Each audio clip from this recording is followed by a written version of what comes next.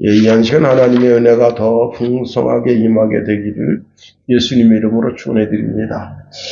도미니카의 그 청소년 2명이 미국으로 가는데, 여러분, 말이 도미니카에서 미국까지 꽤 거리가 멀어요. 그래서 어떻게 갈 수 있을까 고민하다가 그 비행기 그 타이어를 이렇게 감추는 랜딩 기어 안에 들어갔습니다. 결국은 이제 그 두 청소년이 미국에 도착하기도 전에, 이게 800m, 보통 비행기가 800m에서 900m 사이를 운행을 하기 때문에 거기 굉장히 추워요. 얼어 죽거나 아니면 산소가 없어서 저산소증으로 죽거나 그렇게 죽습니다. 결국은 두 청소년이 죽은 시체로 발견되게 됐습니다. 1947년도서부터 2020년까지 이렇게 비행기 그 랜딩 기어 안에 숨어서 이렇게 미국으로 또는 이제 다른 나라로 가는 사례가 128건인데요. 그 중에 75%가 죽었다는 겁니다. 죽어서 미국 가봤자 무슨 소용이 있겠어요? 살아서 가야지. 우리가 천국 가는 것도 죽어서 가는 게 아닙니다.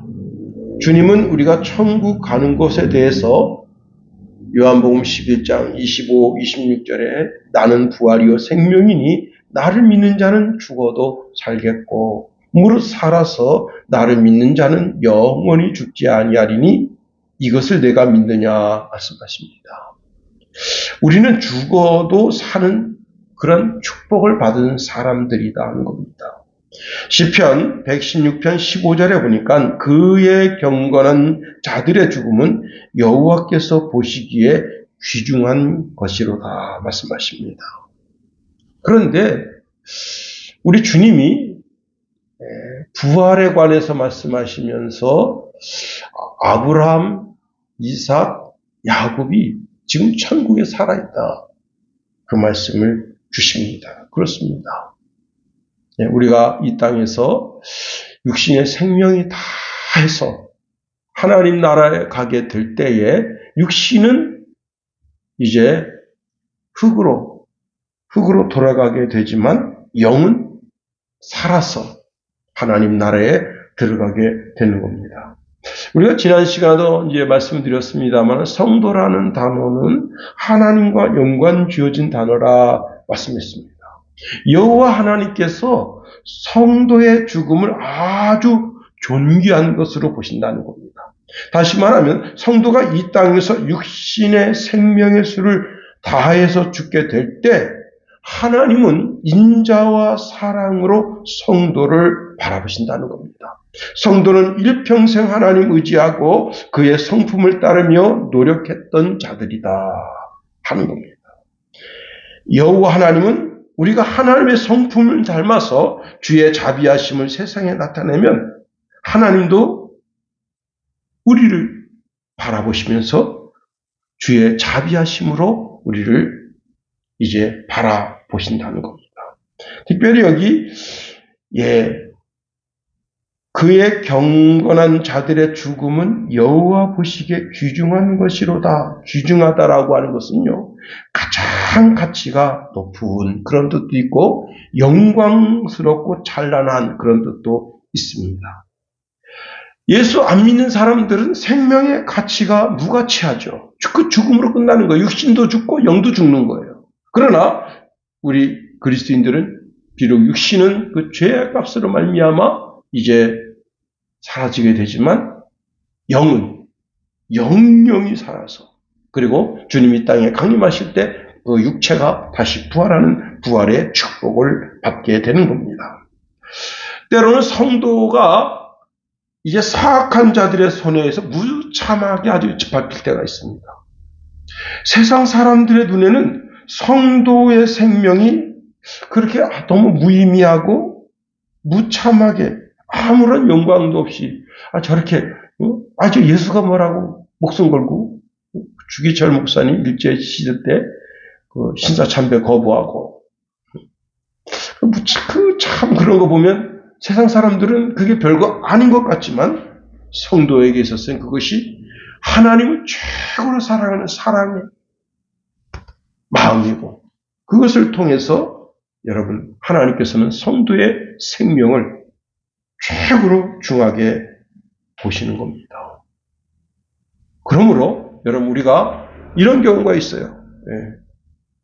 내가 살아있는 때에 예수님 오시지 않으면 나도 죽어서 이 육신이 땅에서 다 사라져 없어질 거예요. 그러나 영은 하나님 전전에 있다가 그리스도께서 이 땅에 강림하실 때 나도 같이 주님과 함께 이 땅에 오게 되고, 그리고 엄청난 부활이 생겨나게 되고, 어떤 사람은 생명의 부활로, 어떤 사람은 사망의 부활로, 그리고 이 땅에 이제 그리스도의 강림을 보았던 사람들은 정말 그 몸이 부활체로 바뀌는 귀한 기적을 맛보게 되는 겁니다. 그래서 모든 성도들은 그리스도의 강림을 기다려야 되는 거예요. 자, 데살로니가 교회는 당시 이제 예수님이 이미 강림했다고 주장하는 사람들이 있었습니다. 더 나아가서 어떤 이들은요, 자신이 성령으로 예언의 말씀을 받았다 주장하는 자도 있었고, 또 바울에게로부터 이제 자신은 설교 말씀을 받았다, 이 그리스도의 강림에 대한 설교 말씀을 나는 특별히 받았다 주장하는 자도 있었고, 또 어떤 이들은 내가 바울에게 편지를 받았다 거짓말하는 자들도 있었는데, 이들은 이미 그리스도께서 이 땅에 강림하셨다. 그러니 너희들은 뭐냐? 응? 왜 그리스도의 강림에 참여하지 못했냐 하고 질책하고 그렇게 이제 거짓을 퍼뜨린 사람들이 있었는데, 바울은 그런 사람들을 바라보면서 쉽게 흔들리거나 두려워하지 말아야 한다는 것을 말씀하고 있습니다. 뿐만 아니라 미혹되지도 말라는 거예요. 더더욱 그들의 속임수에 속아 넘어가지 말라는 겁니다. 지금도 여러분 예수님이 이미 재림했다고, 과거에 재림했다고 주장하면서 많은 성도들을 미혹하는 그런 종교단체가 있는 겁니다.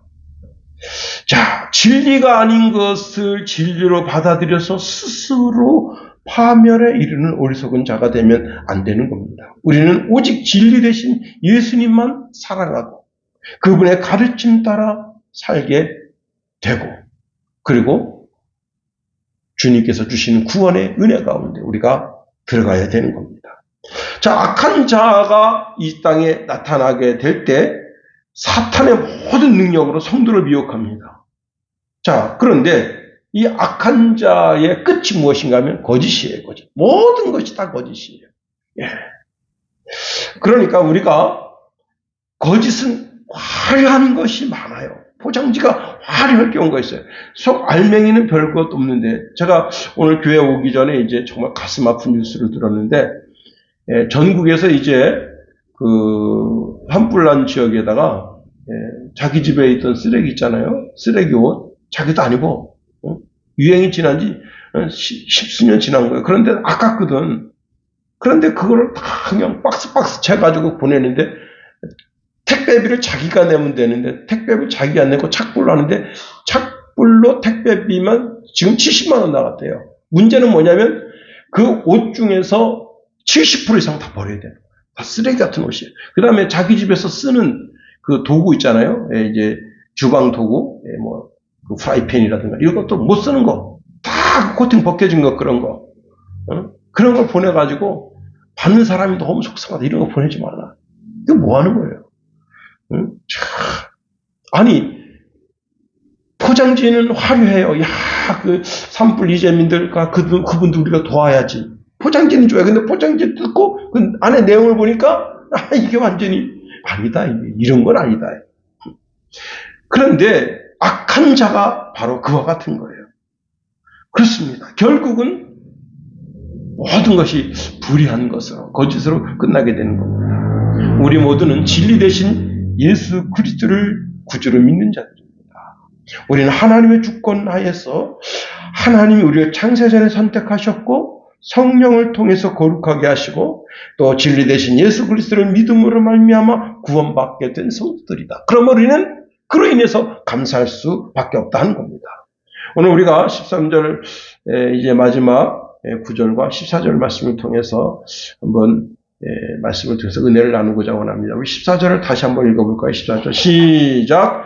이를 위하여 우리의 복음으로 너희를 부르사 우리 주 예수 그리스도의 영광을 얻게 하려 하심이니라. 여기 이를 위하여라고 하는 구절은요, 13절 하반절에 나오는 진리를 믿음으로 구원을 받게 하심이니라는 구절을 가르칩니다. 자, 우리가 구원받을 때 어떻게 구원받았는가 하면 성부 하나님께서는 창세전에 우리를 택정하시고 성자 예수님은 우리를 위해서 이 땅에 오셔서 십자가에 못 박혀 죽으심으로 말미암아 구원의 길을 여시고 성령 하나님은 우리 속에 오셔서 우리로 하여금 계속해서 하나님의 성품을 닮아서 거룩한 삶을 살게 하신다는 겁니다. 자, 하나님이 나를 부르신 목적이 있는데 그 부르심의 목적이 무엇인가 하면 바로 구원에 있다는 거예요. 하나님이 나를 찾아오실 때 그때 구원을 들고 오신다는 겁니다. 자, 인간은 죄에 빠져서 어찌할 바를 몰라서 고통당할 때 주님이 찾아오셔서 구원의 길을 열어주시는 겁니다. 살 수 있는 길을 열어주신다는 겁니다.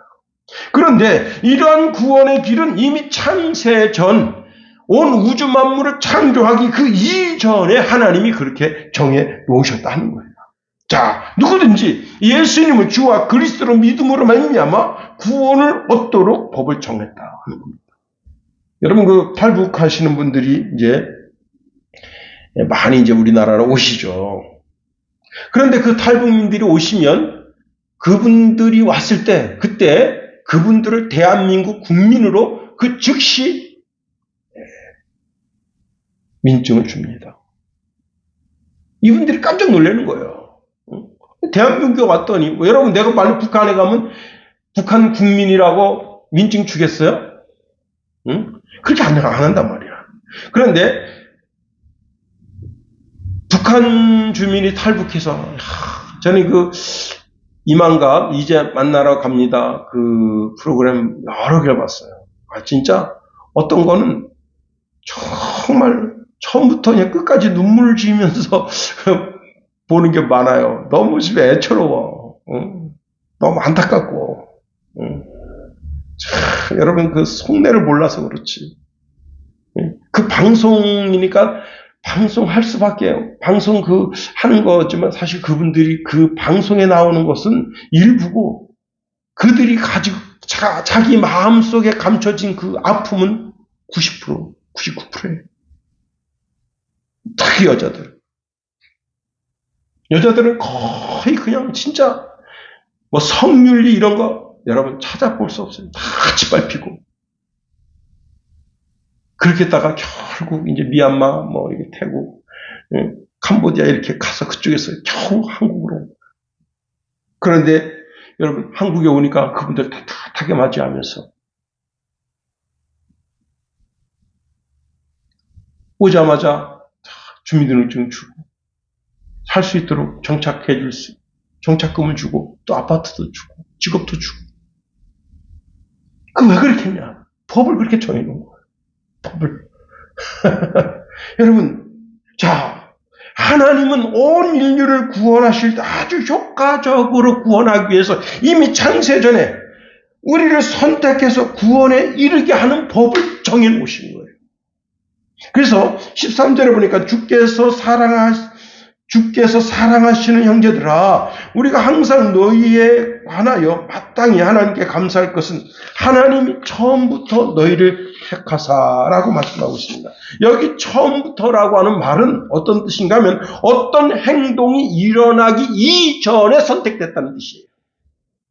다시 말하면 창조 이전에, 영원 전에 이 일이 일어났다는 거. 뭐가? 하나님께서 우리를 구원하시도록 법이 정해져 있다는 거예요. 에베소서 1장 4절에 보니까 그 창세전에 그리스도 안에서 우리를 택하사 우리로 사랑 안에서 그 앞에 거룩하고 흠이 없게 하시려고 말씀합니다. 여러분, 사도가 아주 귀한 말씀을 줍니다. 로마서 8장 30절에 보니까 또 미리 정하신 그들을 또한 부르신 그들을 또한 의롭다 하시고 의롭다 하신 그들을 또한 영화롭게 하셨느니라. 창세전에 이미 미리 정했다. 그리고 정한 그들을 부르셨다. 부르신 그들을 의롭게 하시고 그리고 최종적으로 영광스럽게 하셨다 하는 겁니다. 데살로니가전서 2장 12절 말씀해 보니까 이는 너희를 부르사 자기 나라와 영광에 이르게 하시는 하나님께 합당히 행하게 하려 함이라. 이는 너희를 부르사. 데살로니가전서 5장 24절 말씀해 보니까 너희를 부르시는 이는 미쁘시니 말씀하고 있습니다. 그렇습니다. 여러분, 과거 어느 시점에서부터 우리를 불러서 현재까지도 지금 주님 우리를 부르고 계시다는 겁니다. 그래요. 자, 하나님이 온 우주 만물을 창조하시 그 이전에 이미 그런 시스템을 갖춰 놓으셨다는 거예요. 자, 그리고 이제 창조 이후에 우리가 아담과 하와가 하나님의 형상을 따라서 지음 받고 그리고 그 언약에 따라서 구원에 이르는 주의 백성이 되도록 그렇게 만들어 놓으셨다는 거예요. 그런데 그 아담이 하와가 에덴 동산에서 그 언약을 파괴해버렸어요. 선악을 알게 하는 나무의 열매를 먹게 됨으로 말미암아 그 에덴이 죄가 들어오게 되고 아담과 하와가 그 심령이 영이 더럽혀지게 되고 그 죄값을 어떻게 됐습니까? 사망이 오게 된 거예요. 선악을 알게 하는 나무의 열매를 먹으면 반드시 죽는다 말씀하셨어요. 로마서 3장 23절에 보니까 모든 사람이 죄를 범하였으며 하나님의 영광에 이르지 못하다니. 에덴의 언약이 파괴됐습니다. 로마서 6장 23절에 보니까 죄의 삭은 사망이다. 그렇습니다. 죽을 수밖에 없는 우리를 부르신 거예요. 두 번째로 오늘 본문에 있는 말씀을 통해서 14절 중간절에 보니까 우리의 복음으로 너희를 부르사 말씀하고 있습니다. 자, 하나님은 창세전, 영원전에 온 인류를 구원할 계획을 세우셨습니다. 자, 그리고 아담과 하와가 선악과를 따먹고 눈이 밝아진 거예요. 영적인 세계를 알게 된 거예요. 아, 이게 뭐가 잘못됐구나. 네? 여러분, 제가 면허증 따고 5일 만에 자동차 사고 났는데, 이게 뭐가 잘못됐구나. 이게 이런 게 아닌데. 응? 아주 큰 사고를 했었어요. 야, 이게 아닌데. 응? 그때 그 마음속에, 어떤 후회. 응? 정말 밑도 끝도 없는 후회. 내가 좀 더 조심했어야 되는데. 그런. 예, 참. 아담과 하와가 아마 그 선악과를 따먹고 그 마음이 너무너무 괴로웠을 거예요. 그런데 그때 그 죄를 짓자마자 하나님의 구원 계획이 작동되기 시작하는 거예요. 그래서 창세 이전에 세우신 그 창조 계획이 실행되면서 그때 하나님이 아담과 하와를 찾아오십니다. 여러분, 다시 말하면 창세 이전에 만들어 놓은 인류 구원, 인류 구원 계획이 이제 벌써 아담과 하와가 선악과를 따먹고 죄를 짓게 되자마자 그 프로그램이 작동되는 거예요. 그래서 하나님이 아담아, 내가 어디 있느냐 이렇게 부르십니다. 아담이요, 이렇게 지금 서늘한 나무 그늘 밑에 숨어 있거든요. 몰라서 찾으신 게 아니에요. 거기 있는 거 다 알아요. 그래도 그를 찾으시는 거예요. 그를 찾으시고 내 얼굴을 보라는 거예요. 나를 대면해 보라는 거예요. 자꾸 지금 내가 선악과를 따먹은 상황, 이 환경만 보지 말고 나를 보라는 거예요. 그렇습니다. 그리고는 그 아담과 하와에게 구원 계획, 하나님의 구원 계획이 실행되는데 어린 양을 잡아서 그 어린 양 가죽으로 그들의 수치를 덮어주십니다. 신약의 예수님 보세요. 예수님도 우리를 찾아 이 땅에 오신 거예요. 그렇습니다. 여러분, 하나님 자신이신 그리스도께서 이 땅에 이 우주를 뚫고 지구 속으로 들어오신 거예요. 누구를 위해서? 우리를 구원하시기 위해서. 그런데 이 땅에 이제 오셔서 공생애를 시작하시면서 어떻게 하십니까? 찾아가시는 거예요. 에덴 동산에 아담과 하와를 찾아가시듯이 찾아가십니다. 진리에 목말라 애타면서 여러분 그 요한복음 4장의 수가성 여인이 신앙은 있었어요. 그 여인과 주님과의 대화를 쭉 보면 이 여자가 신앙은 있었지만 자기 삶이 참 구차해. 이게 참 이게 아니거든. 참 어떻게 남자를 만나도 논팽이 같은 놈만 만나는 거예요. 그저 투전 좋아하고 맨날 하루가 멀다 하고 두들겨 패고 그래서 남자를 이 남자 저 남자 계속 갈아치우는 거예요. 그런데 그러면서도 자기 속엔 한 가지 신앙의 끈이 있는데 참 그 영적으로 그게 해결이 되지 않는 거예요. 그런데 그 여인을 주님 찾아오십니다. 그리고 그 여인을 만나서 내가 그리스도라고 말씀해 주십니다. 자, 여러분 밤새도록 그물을 내렸던 그 빈 그물만 끌어올리는 그 허탕한 제가 이제 우리 김선의 사모 쫓아서 이제 가끔 텔레비전을 보는데 안 싸우면 다행인가 뭐 하여튼 그거 보는데 그분 이름은 생각나지 않는데 자기가 진짜 넘실대는 동해 바다에서 고기를 잡았던 그 그림을 보여주는데 제법 이만한 걸 잡았더라고요. 그래가지고 막 자기가 바다에 뭐 어왕이라든가 뭐라고 뻥칩니다. 근데요 다른 사람 다 잡았는데 그 사람만 못 잡았어. 아니 바다의 왕자라며. 야, 그냥 먹이를 갖다가 탁 던지는데 먹이만 딱딱딱딱 다 따먹어요. 근데 그 안정환 씨는 참 많이 잡았어요. 3마리가 4마리가 잡았는데 그래서 안정환 씨는 던지기만 하면 또 물려. 이것도 그게 희한하대 진짜. 근데 여러분 베드로가 밤새도록 그물을 던졌지만 못 잡았어요. 근데 그 배를 주님 찾아오십니다. 여러분 이제 제자들이 생겼어요. 12제자. 그 제자들을 예수님 대신 보내십니다. 복음을 전하라고. 그리고 이제 70명의 제자가 됐습니다. 70명의 제자를 보내십니다. 그리고 여러분 오늘 이 복음의 진리를 깨달은 저와 여러분을 세상 속으로 보내십니다. 직장 속으로 보내시는 거예요. 제가 도덕 선생님이신데 제 친구 목사님하고 이제 결혼했어요. 그 사모님을 만나서 물어봤어요. 사모님 왜 선생님 되셨습니까? 했더니 깜짝 놀랄 만한 말을 한 거예요. 뭐라냐면 제가 애들을 만나러 가면 만나주겠어요? 안 만나주지. 그런데 학교에 가면 걔들이 나를 만나러 오거든요. 와. 그래가지고 그 분당에서 이제 그 선생님 사역을 하시는데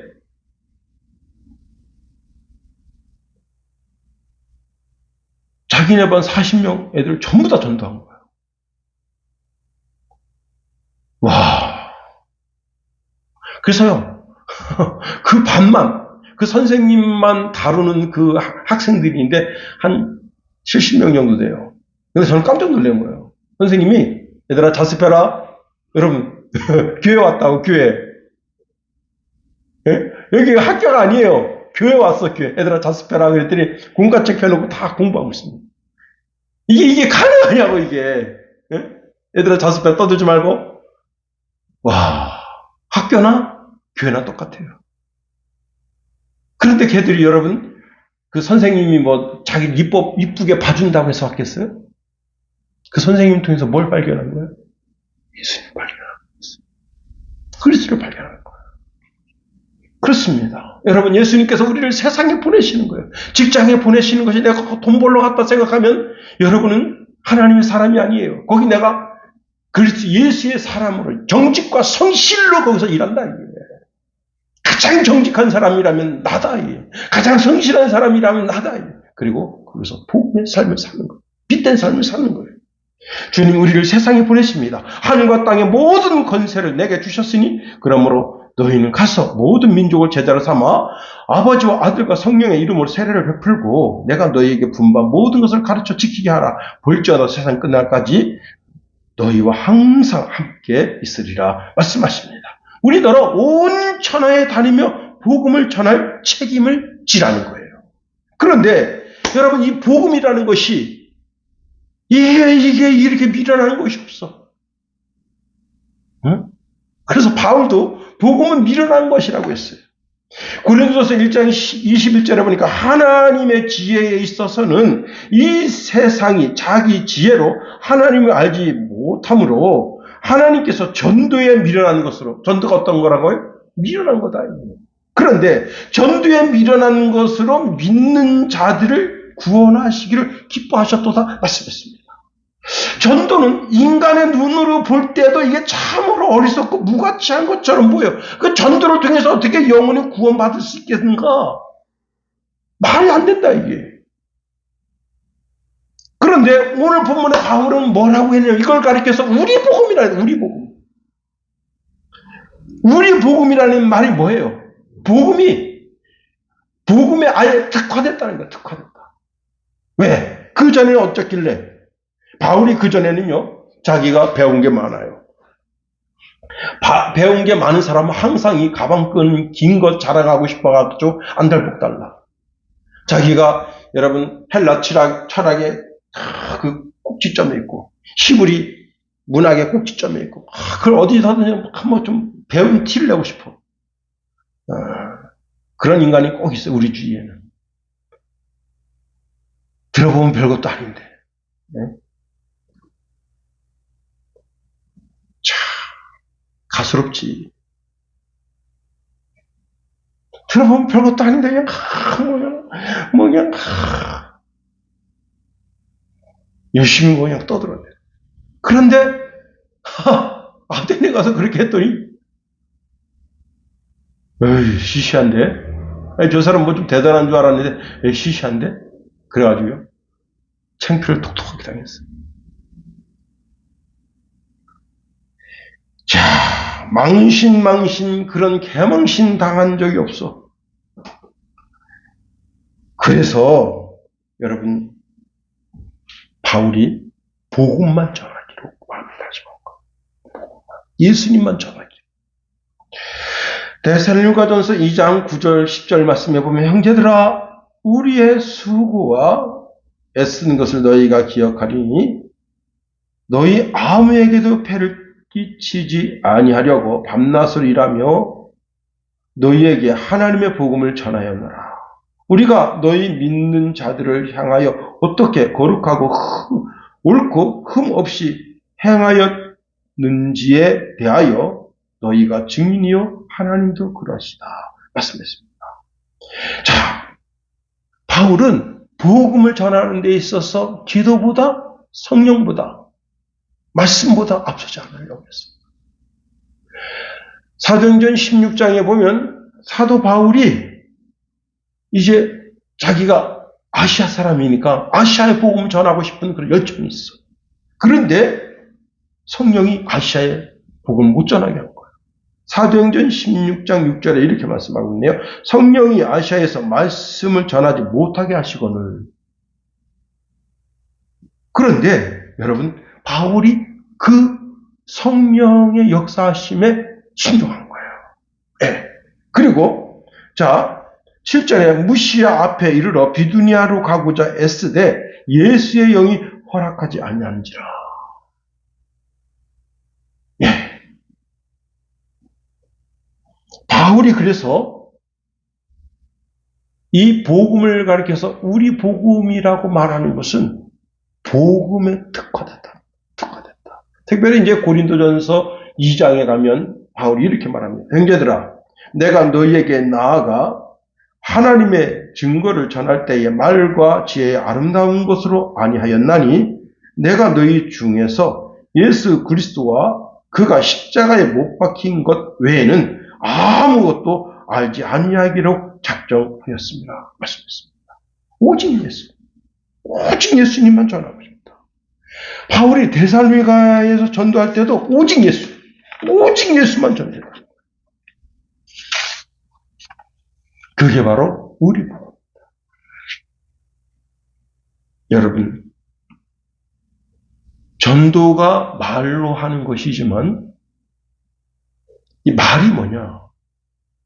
말이요. 딱 전하여져서 그 사람, 그 말을 듣게 되면 그 사람 속에서 그 사람 인격이 변화가 일어납니다. 그런데 이건 영의 말이에요. 영의 변화가 일어나는 거예요. 영의 변화. 그렇습니다.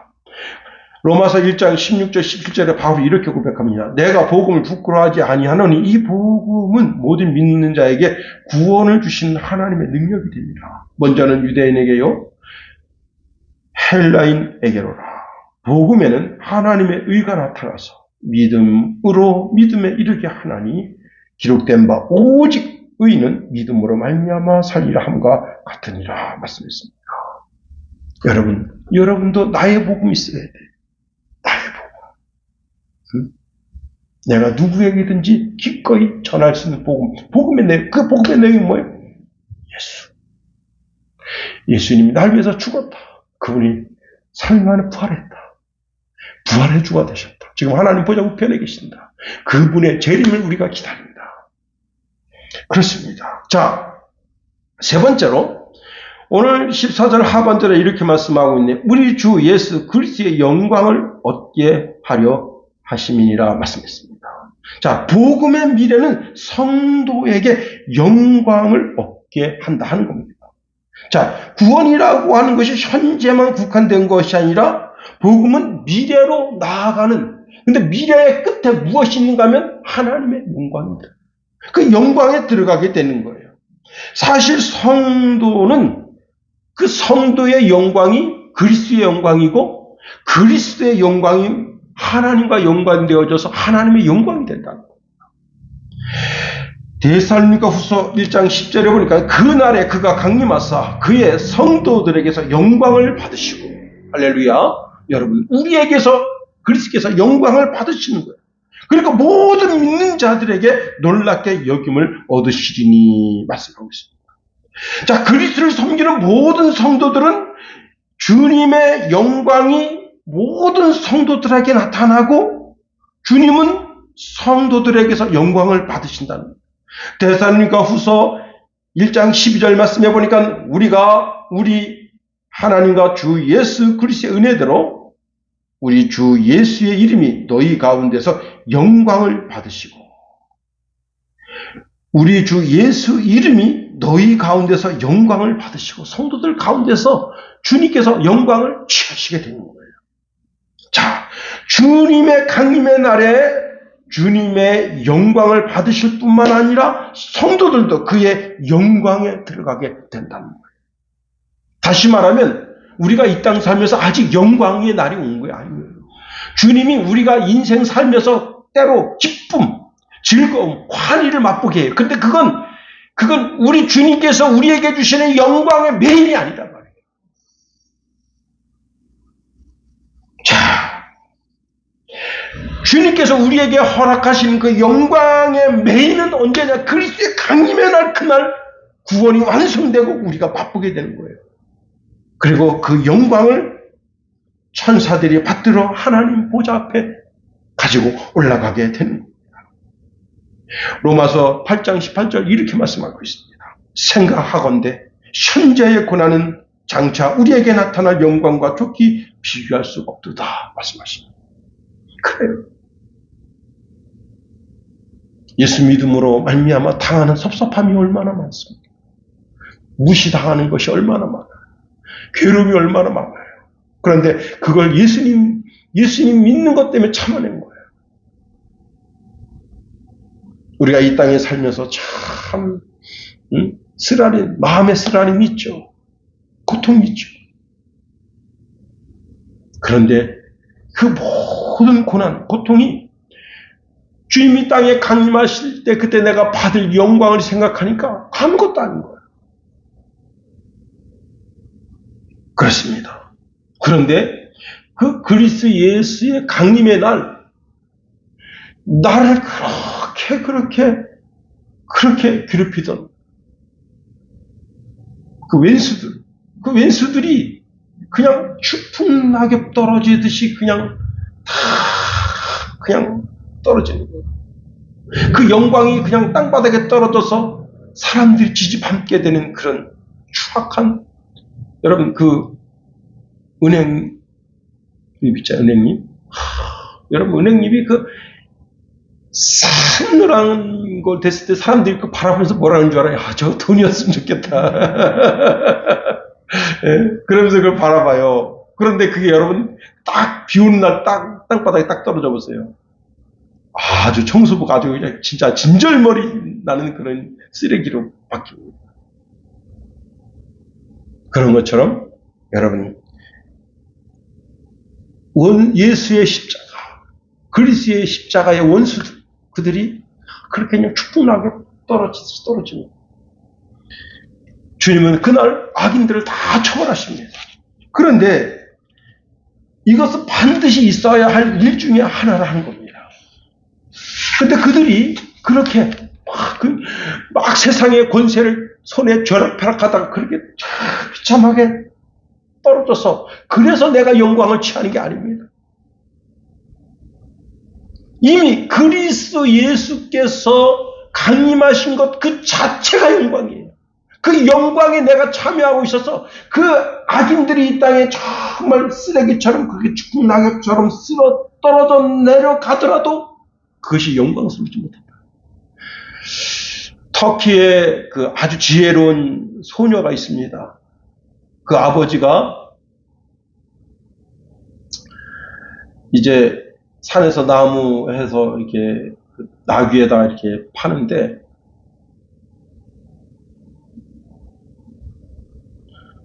이 동네 악한 그 지주가 있습니다. 아주 부잣집, 큰 부잣집이고, 그 다음에 이제 얼마나 그 권세가 큰지 우리나라로 말하면 이제 원님, 사또를 결합할 정도의 권세를 가지고 있습니다. 그런 놈이 이제 그날 날씨가 을씨년스럽고 살살하니까 그 아버지가 그 나무를 팔려고 하는데 나무가 안 팔려요. 저녁 늦게까지 안 팔려. 그래서 이거 헛값이라도 넘겨야 되겠다. 그런 마음을 가지고 이제 기다리고 있는데 그 놈이 그걸 탁 본 겁니다. 동네 악한 놈이. 그래가지고 가서 이렇게 말합니다. 그 나무라는 말을 쓰지 않고 그거 다 얼마인가? 그러니까 5만 원입니다. 그래? 그러면 그리고 우리 집에 가세. 그래서 집에 딱 들어가니까 5만 원 주고는 그 나귀하고 나무를 뺏은 거예요. 이 나무꾼이, 이 어르신이 이렇게 하면 안 되지 않습니까? 근데, 야, 이 사람아, 그거 얼마냐? 그러니까 자네가 5만 원이라 했잖아.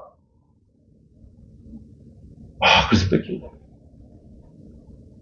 이제 집에 아주 속상해가지고 막 그런데, 아버지, 그런 일이 있으셨군요. 제가 그걸 찾아드리겠습니다. 그래가지고, 이제 이 소녀가 아버지 대신 이제 늙은 나귀에다가 나무 싣고 가서 팝니다. 똑같은 날이에요. 안 팔려. 그러니까 이 악한 놈이 그걸 뺏으려고 갔습니다. 가가지고 그거 얼마냐? 똑같아요. 5만 원입니다. 야, 그거 내가 살게. 그래서 그 집에 갔습니다. 가서 이제 나무하고 나귀를 갖다 주니까 이 소녀를 이제 내쫓았어요. 그러니까 소녀가 이러시면 안 되죠. 내가 원님한테 고발할 겁니다. 고발해라 이년아. 그래서 고발이 됐습니다. 원님한테 둘이 왔어요. 와가지고 막 이렇게 저렇게 하는데 이제 소녀가 그래요. 내가 말에 실수를 해서 그렇게 됐군요. 제가 승복합니다. 이게 소녀가 그 원님 앞에서 승복하니까 이 악한 자가 이렇게 말합니다. 내가 거짓말 내기 해서 나를 이기면 내가 500냥도 주고 너 아버지가 뺏긴 그 나귀하고 그 다음에 네가 지금 우리 집에 있는 늙은 나귀 그것도 다 주겠다. 500냥. 예. 그러면서 이제 다 하는데 이 악한 자가 막 거짓말을 쫙 능승하게 합니다. 막 사람들이 야, 저 소녀는 이제 큰일 났다. 저 거짓말 어떻게 이깁니까? 근데 이제 소녀 차례가 됐습니다. 소녀가 옛날 얘기를 합니다. 한 십수년 전에 저희 외삼촌에 계셨는데 외삼촌이 이렇게 나무 해서 파는 나무 사냥꾼이었습니다. 그런데 어느 날 이제 나무 팔러 갔다 오다가 강도를 만나서 이제 돌아가셨습니다. 그러니까 사람들이 이제 거짓말을 하라니까 거짓말 안 하고 진실을 하지. 근데 소녀가 이 말 끝에 이렇게 말한 겁니다. 그런데 그때 우리 삼촌이 입고 있던 그 가죽 자켓을 이 부자놈이 입고 있습니다. 이렇게 한 거예요. 부자놈이 입고 있습니다. 그러니까 갑자기 살인자로 자기가 지목된 겁니다. 그러니까 이 부자가 아닙니다. 이 소녀가 거짓말하는 겁니다. 거짓말하는 겁니다. 야, 얘가 아주 진짜 악랄하게 거짓말 왕입니다. 그 어머님이 자네도 인정하는가? 그럼요. 그럼 500냥을 주게. 그래서 그 소녀가 500냥을 되찾게 됐다는 거예요. 터키에 전해 내려오는 옛날 얘기라는 겁니다. 여러분, 악인이 악한 날, 우리는 그 영광스러운 날이지만 악인은 그 날이 가장 악한 날이거든요. 악한 날 악하게 추락되어진다고 해서 의인이 영광에 참여하는 게 아니라는 거예요. 왜? 이미 예수 그리스도는 우리의 영광의 근본이시기 때문에 그 영광의 근본에 우리가 동참한 거예요. 그런데 그날 또 어떤 일이 생기는가 하면요. 로마서 8장 19절에 보니까 피조물이 고대하는 바는 하나님의 아들들이 나타나는 것이니 말씀했습니다.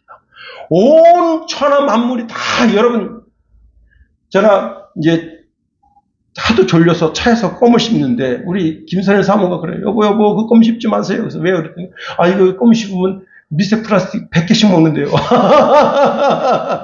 야. 그래서 처음에는 섬뜩해서 안 먹으려고 그러는데 이 졸리니까 이 껌을 먹게 된단 말이에요. 그런데 그것도 한 며칠 지나니까 먹든지 말든지. 그런데 또 어제 뉴스 보니까 생수에 미세 플라스틱이 그렇게 많대요. 생수 여러분 조심해야 됩니다. 야, 물에 있는 그 미세 플라스틱이 있는 게 아니라 그 병에서 그게 묻어난다는 거예요. 여러분 가급적이면 야, 이거 진짜 그렇다고 소금을 먹으라고 할 수는 없잖아요. 그죠? 야, 이거 참 곤란해요. 그런데 온 우주가 다 더럽혀진 거예요. 그래서 온 우주가 소망하는 게 있어요. 뭐냐면 그리스도의 강림을 소망하는 거예요. 왜? 그리스도께서 이 땅에 오셔서 요한계시록 21장 5절에 보니까 이렇게 말씀하십니다. 보라, 내가 만물을 새롭게 한다. 주님이 이 땅에 오셔서 만물을 새롭게 하십니다. 만물이 한순간에 주님이 땅에 강림하시는 그날 만물이 한순간에 싹 새로워졌어요. 얼마나 휘황찬란합니까? 그런데 만물이 그렇게 회복됨으로 말미암아 우리의 영광이 더해지는 것이 아니에요. 왜? 이미 우리는 그리스도 예수로 말미암아 영광을 쟁취한 거예요. 예수님과 함께하는 영광이 그렇게 대단한 거예요. 그렇습니다. 고린도후서 3장 18절에 보니까 우리가 다 수건을 벗은 얼굴로 거울을 보는 것 같이 주의 영광을 보매 저와 같은 형상으로 화하여 영광으로 영광에 이르니 곧 주의 영으로 말미암음이라 말씀하십니다. 여러분, 우리가 아직도 그리스도 예수의 영광에 참여한 자들이 아닙니다. 그리스도의 영광, 그 영광은 하나님 아버지의 영광. 여러분, 그 요한복음 17장에 보면 주님께서 하나님 아버지께 영광을 구하는 장면이 나와요.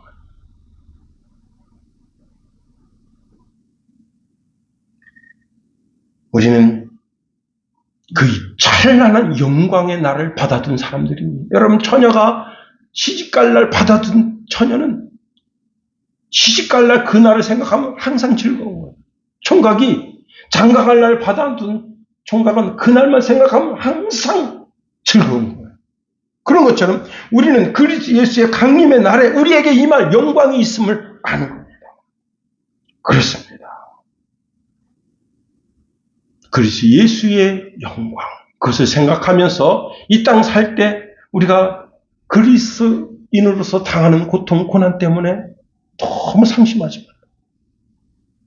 그날을 바라보면서 묵묵히 주의 길을 가는 저와 여러분이 되기를 예수님의 이름으로 축원해 드립니다.